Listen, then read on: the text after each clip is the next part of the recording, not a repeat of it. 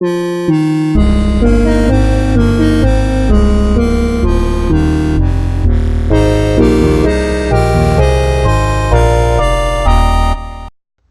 Nintendo prepares to move into the next phase of its history with the public revealing of their sixth home console at E3 2011 in just over 2 weeks from now, I thought now would be a really good time to take a look back at their staple, the Super Mario franchise. And if you really take a look at the main Mario platformers, and I'm going to exclude the Super Mario Land games in this, not because I'm biased against them, mind you, the Super Mario Land games were the first Mario games I ever owned.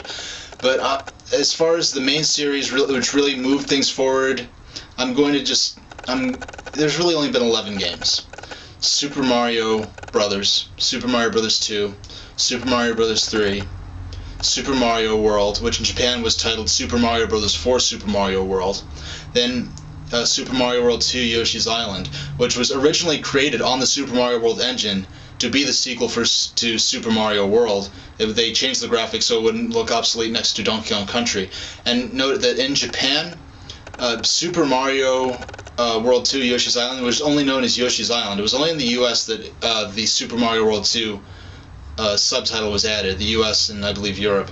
So then Super Mario 64, Super Mario Sunshine, New Super Mario Brothers, Super Mario Galaxy, New Super Mario Brothers Wii, and Super Mario Galaxy 2. That's it. That's the whole series. That's a full 11 games. And when you look at all the games Mario starred in, as he's known for, even been criticized recently for appearing in too many games, for being oversaturated, for being too prolific, there's only been 11 games in that main franchise. And if you look at the Wii had Mario Galaxy, New Super Mario Bros. Wii, and Mario Galaxy 2. That makes it the first system since the original NES to have 3 Super Mario platformers on it. Right now, we can expect 2 things. We know we're going to see Super Mario 3D, as Miyamoto called it in the most recent interview, a new 3D platformer for the Nintendo 3DS. And he described it as sort of a marriage of Super Mario 64 and Super Mario Galaxy. And that's interesting because when Super Mario Galaxy came out, that was called, and especially Super Mario Galaxy 2, that was sort of called a marriage of Super Mario Bros. 3 and Super Mario World to Mario 64. So, and we see in Super Mario 3D, the screenshots we were shown at Game Developer Conference in March showed that the small Mario mechanic was being brought into a 3D Mario platformer for the first time. Probably going to see something even more harkening back to the Super Mario Bros. 3 and Super Mario World than Mario Galaxy 1 and 2 did. And I'm going to what I want for that game, I want them to place less emphasis on the story. All you need is Peach has been kidnapped. That's all the Mario story really ought to be, unless they're willing to do something very bold, which they'd probably be better off not doing. They probably would be better, in my opinion, focusing on the gameplay. And with that in mind, take a look at Super Mario Sunshine. It worked. The story, it worked all right. But Mario Galaxy 1, that game, the storyline really seemed sort of forced into it. The presentation at the beginning with the intro, that was nice. It felt interesting to be playing in a Mario game. But the whole storyline with Rosalina and how she was the princess and she got on the star and she met the Lumas and she became their mother figure, that was very weird and sort of forced into it, I felt, and it wasn't rewarding. I felt like it had no consequence to the game action. Mario Galaxy 2, where they just sort of jumped into it. Mario Galaxy 2 almost assumes that Mario Galaxy 1 didn't happen. It just sort of like, oh, here's Mario, and he's going to the Starry Sky, and we're not going to explain anything. Have a nice time. That setup, Mario Galaxy 2 that worked a lot better. And what also was excellent about Super Mario Galaxy 2 was that they got rid of the hub system. The 3D Mario platformers before Mario Galaxy 2 had a hub sort of thing, where it started with Mario 64 and go into the castle, and there would be different paintings that were the different worlds you could travel to, and that was sort of your lobby. You'd go through the castle and jump in the painting, and that would be the world you would go into. That works well for that game. And Mario Sunshine, it was sort of the world. There are various different ways in the sort of main Delfino Plaza area where you could get into the different areas. But that was sort of more incorporated in the story more. There was a bit more world building in Super Mario Sunshine that really wasn't even in Mario Galaxy. The world building aspect in Mario Galaxy 2, the development of Delfino Island was interesting, but I think that's not necessary for future Mario platformers going forward. But my point is, that worked well, but it was getting too expansive. It got to the point where if I put the game down for a week and I'd come back, I'd forget where the worlds were. Mario 64 was very streamlined, and Mario Galaxy 2 and Mario Galaxy for Wii, the world hub thing, it felt unnecessary. It felt like they had to do that, and it took me up to a minute or more from when I first got into the game to get to the world I wanted to travel to. And that was excessive. I like how in Mario Galaxy 2 they stripped that down. They made the hub, your cursor for the new Super Mario Brothers or Super Mario Brothers 3 styled world map, where you're going from world to world, selecting the world you want to go to from a simple map screen, and that worked very well. And the way they set up the worlds, literally World 1, World 2, that was new for a 3D Mario platformer, and that made it a lot like Super Mario World and Super Mario Brothers 3.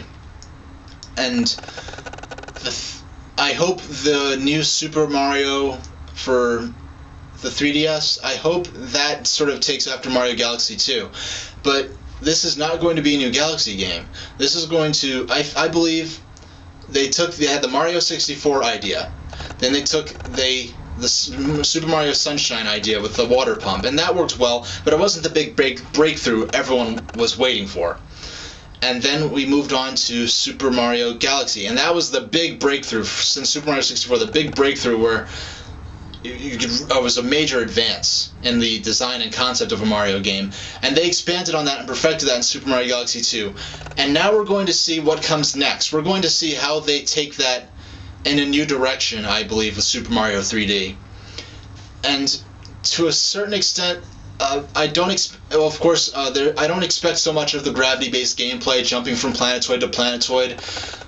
I expect something about the structure of the game I'm going to talk about how in the 3D Mario games has been based around stars, finding stars. That started in Mario Galaxy, Super Mario 64, Mario Sunshine, you replace the stars with shine sprites. But then in Mario Galaxy 1 and 2 you had stars again. But in Mario Galaxy, and Mario Galaxy 2 in particular, the stars, the purpose and the nature of the stars stops being less like how they were in Mario 64, where they were sort of missions. And in the Mario Galaxy games, the stars, a lot of the stars felt a lot more like you're going to point A to point B, as in a traditional 2D Mario platformer, and the star was the equivalent of grabbing the flag at the end or jumping through the goalposts in Super Mario World. And I think it's got to the point where they could retire the star system. They could do something new where, sort of like in Super Mario World, where you weren't collecting the stars. The point was you were collecting the exits. You were trying to find as many exits as you could. And I think if they replace the stars with exits, a goalpost or a flagpole to grab, and go ahead with the idea in Mario Galaxy 1 and especially 2, where some of the levels, some of the missions were a bit more linear. They weren't like in Mario 64 and Sunshine, where each level had 7 or 8 stars, and each level had a progressing story arc to it. It's okay now. I think they're getting comfortable with the idea of just having Mario run through point A to point B, and to that be the point of the level. That's excellent. That's perfectly fine. They could go ahead and do that till the end of time for all I care. They go ahead and make Mario, if they make it about the exits, and the boldest thing I think they could do is they either have to scrap the live system, get rid of it entirely, no lives, just start where you're at and keep going, like in Oddworld Abe's Odyssey for the original PlayStation. You could die as, or another game, Heart of Darkness, also for the original Sony PlayStation. In those games, you could die a million times. The point was you just had to get through it, and you had to keep going and not quit. The lives in Mario Galaxy 1 and 2, they're becoming very vestigial. They're becoming a vestige of the time in the NES days when lives mattered. And when you ran out of lives and got a game over, that was it. And now they're lives, but they shower you with lives. Even in New Super Mario Bros. Wii, you get a game over, but it didn't matter that much. I don't know if it reduced your score. At any point, the impediment to your progress and getting a game over was very trivial and very not that important. I'd like them to, and from Super Mario World on, getting a game over stopped mattering so much because you had the save file, and the way they structured it is that you can keep going. And to a certain extent, that worked well for Super Mario World, because for the first time, I'm going to talk about a bit about Mario Sonic here. Excuse me, there's so much to talk about. I'm talking about Mario, when Mario went to the 16-bit system, there was widespread criticism at the time, and that Super Mario World was too conservative, that it didn't really take advantage of what the system had to offer. Yes, it sharpened up the graphics, Mario had a few new maneuvers, but on the surface, compared to Sonic the Hedgehog, which was very different, very kinetic, very fast-paced, even though there are lots of slow-moving, very precision platforming elements too in the first Sonic the Hedgehog, compared to Sonic, so you could look at Mario World and compare it to Super Mario Bros. 3 and say, that looks the same, they're not changing that much, why make a new system if the game is going to look the same? But really what changed in Super Mario World was that Super Mario became an adventure game to a large extent. Like I said before, it was about finding the exits, it wasn't just about point A to point B, there were so many hidden areas in each level. And that was, I believe there are 96 exits for you to find. I never found them all myself. And that was really what changed, and that idea was what was built upon in Super Mario 64 when with the star system.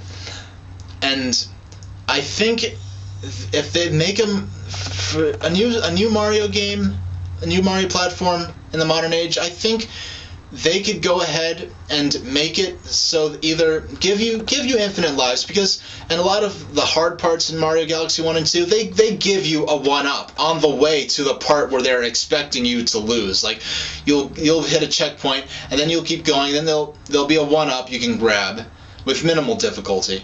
And then there'll be a hard part like a boss or a series of traps or something that you're likely to die in, that you'll likely need to another life in. You can collect that 1-up over and over and get as many lives as you want.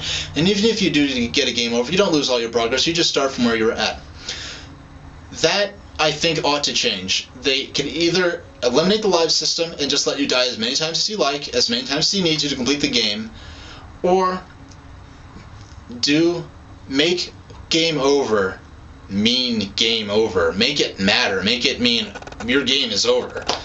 Well, you know, a lot too many games now. Now, not so much now that you have a lot of arcade games sort of coming back into vogue through download services on the Xbox 360 arcade and the Wii Virtual Console and the PlayStation Network. Now you have little arcade games that aren't afraid to do that. But as far as big major games, a lot of games, game over just means continue. It just means like you ran out of lives and keep going as though you hadn't run out of lives.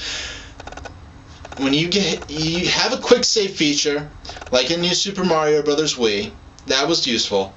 But when you get a game over, perhaps save the number of exits you found. Maybe mark that on the map. But send the gamer back to the beginning.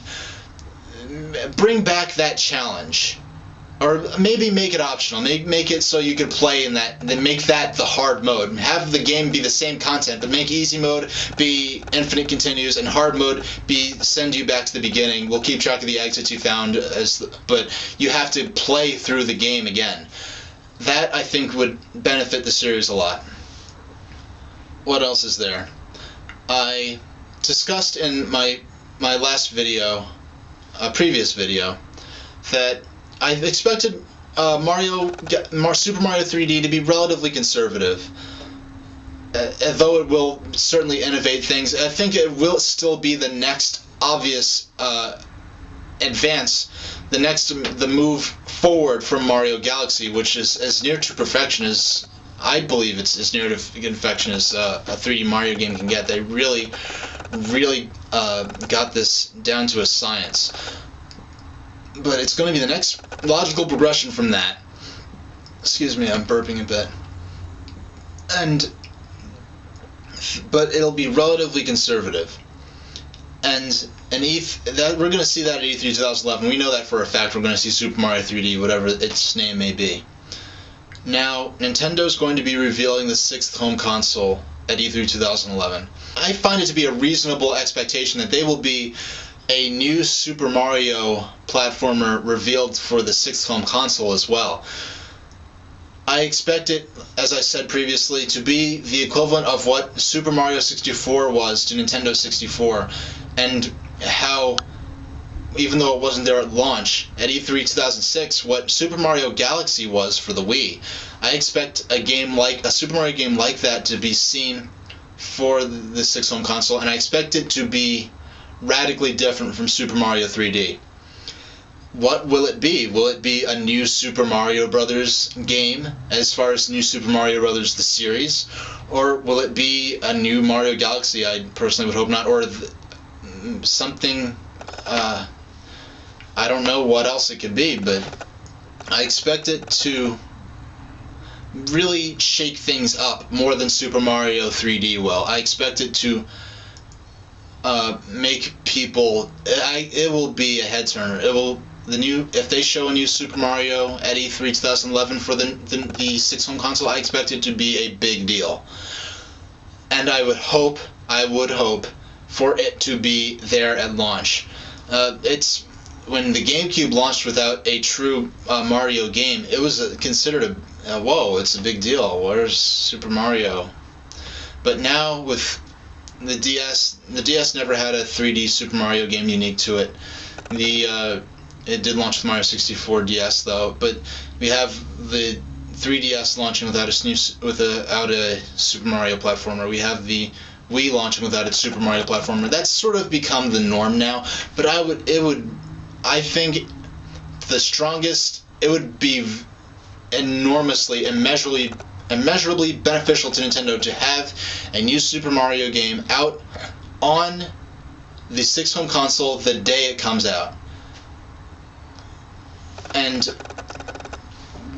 as far as what we'll see at E3 2011, I remember at E3 2009, that was the year I watched it at Rob 999's house. The video of that is on my channel, when I watched E3 2009 on TV with him. I was predicting beforehand that there would be a new Super Mario game, and I meant that in the broadest sense possible. Not literally a new Super Mario Brothers game for Wii. So, and anyone could have maybe guessed, hey, maybe they'll make a new Super Mario Brothers game, which is a big hit on the DS. Maybe they'll make a sequel to that on the Wii. Or maybe they'll make a successor to Super Mario Galaxy and put that on the Wii. And to a certain extent, no, not many people were expecting that, because, as Cammie Dunaway herself said, it was the first time a second 3D Mario platformer appeared on the same Nintendo console in the same generation. But no one, I don't think, few people, I think, I know I wasn't, was expecting both New Super Mario Bros. Wii and Super Mario and Super Mario Galaxy 2. So who knows what we'll see from the 3DS to the 3DS, and then to a possible new Super Mario Brothers platform for the 6th home console, which we may see. So that pretty much sums up what I have to say about the Super Mario platformer series as of May 2011, moving into the great unknown of the the E3 2011 and the public unveiling of Nintendo's 6th home console. So thank you very much for watching, and we'll see what Nintendo has to show.